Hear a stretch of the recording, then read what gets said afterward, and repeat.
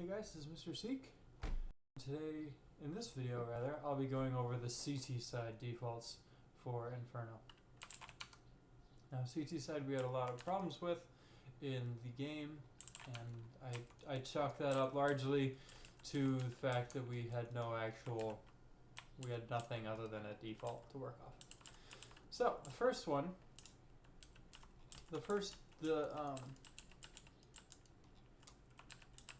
CT side of Inferno, historically anyway, has been about taking position and falling back and looking for information, because it's really easy to fake a bomb site because it's so quick to get from banana to mid. It's just as fast for the terrorists as it is for the counter-terrorists, which is rather unusual. Usually it's much faster for the CTs to rotate than for the Ts to rotate. So that's why we push up. I'm going to talk about how to push up in apps first, because it's the safer. I'm going to talk about three: apps, mid, and banana. Apps is the safest. Right? What it usually requires is to smoke mid, smoke it well, preferably. That's better. Just smoke it and push up here. One player holds this angle, and the porch player usually plays this angle. And the pit player pushes pit. Now the fastest way to get there is to jump up on the barrels and then strafe jump to the second barrel with your knife out, and then get here. Now from here, you want your porch player to throw this pop flash. I guess it's not the best pop flash because it does hit the door, but you can do a little. I wonder if this will work better. Looks that way. Okay, so that's the pop flash. Back up against the door, aim at the light, and just left click. And wait for that to go, or you can say, okay, throw your flash, peek, and try and take this. Once you have control of this, you just hold it. You can come here. There's lots of good places.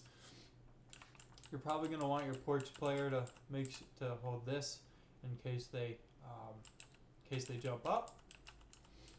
And maybe if you're feeling brave, you can come down here and help out. But you probably don't want to push out any further than this. There's really no need to push out here, because if they're smart, they're going to have a player here every time. And when you get here, you're going to have this angle. You have to peek this one, this one, this one, and the close angle all at the same time, as well as that angle. So you're just not like coming out like this. You're going to have a bad time. Don't even bother.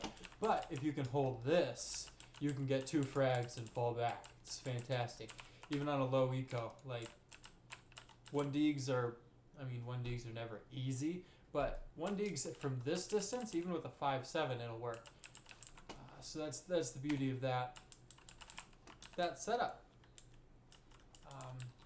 And the mid guy's role is just watch the smoke.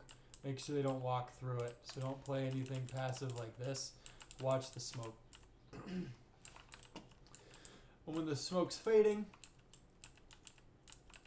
maybe at the beginning have the porch player throw the smoke, so the mid guy has another smoke to throw down.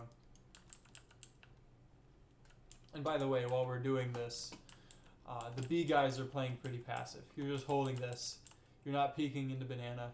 You're not, like, you maybe have one player here and one player here with the flash, so that if there's a rush, you can throw the flash and this guy can fall back. But you're not doing anything in banana. So now let's talk about what the B guys are doing on a B default. So the guy with the fastest spawn comes here and throws this molly. See? That molly lands there and it gets into the corner. Now you can't really tell, but it will burn people in this corner. Maybe I should throw it a little more to the right. Right there. Let's try this one. Yep, burn the garden. That's the idea.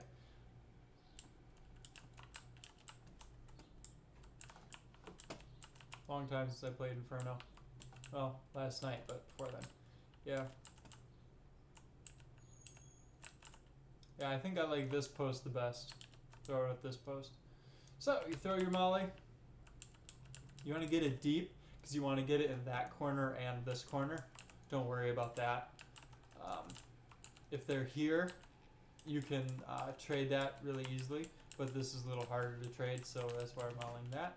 Guy with the second spawn comes here, throws this molly. That molly is, damn it, it's too.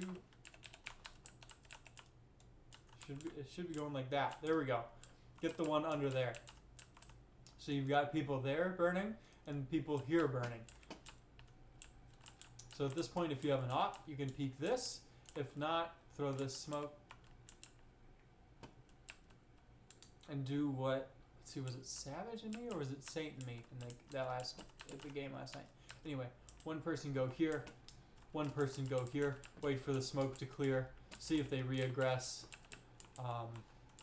When the first guy shoots, second guy peeks and sprays. And hopefully you can get two guys and re-smoke it and fall back. That's the idea.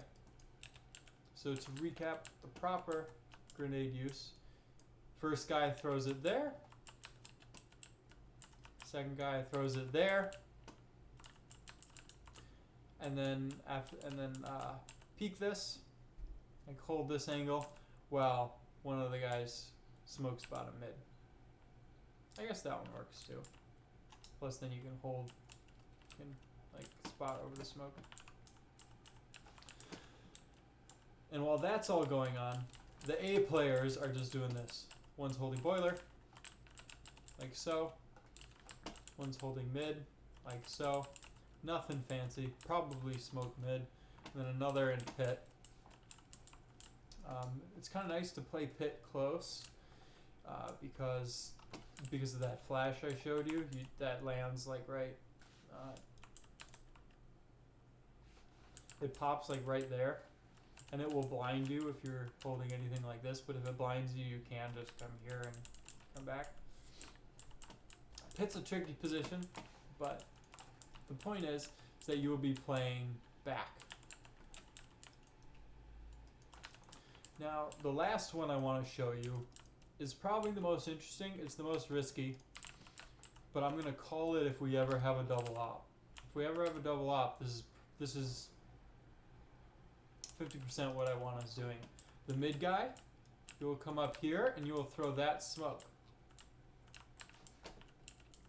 How you throw that is you come up to, so you just walk, like, you can't walk along the wall as well as you could in the old Inferno because this thing's here, but you come here and you throw this at the ground, and the idea is that it blocks off mid so they can't. That one's a little shallow, but I'll work on it. You want to get it to land right here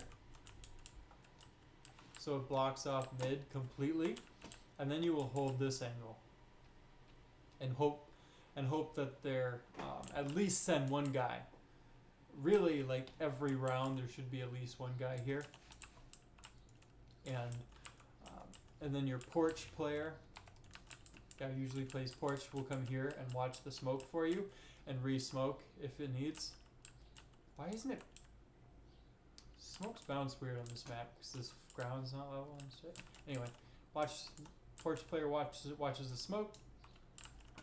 You shouldn't have to worry about boiler because if they do come boiler, they'll have to run. They'll have to go a long way, so you'll hear them.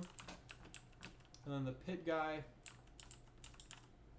probably recommend holding this, like spotting it, just so your guys, just to let them know if there's someone in apps, then fall back.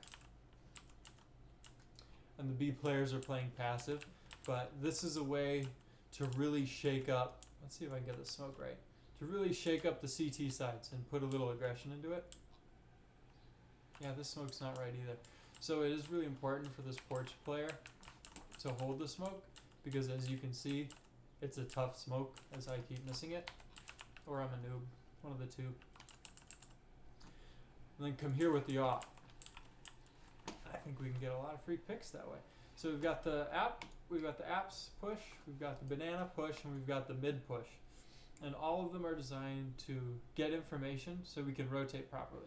Ideally get a pick, but at the very least get information. At least you can say there's no one, like they haven't pushed alt mid.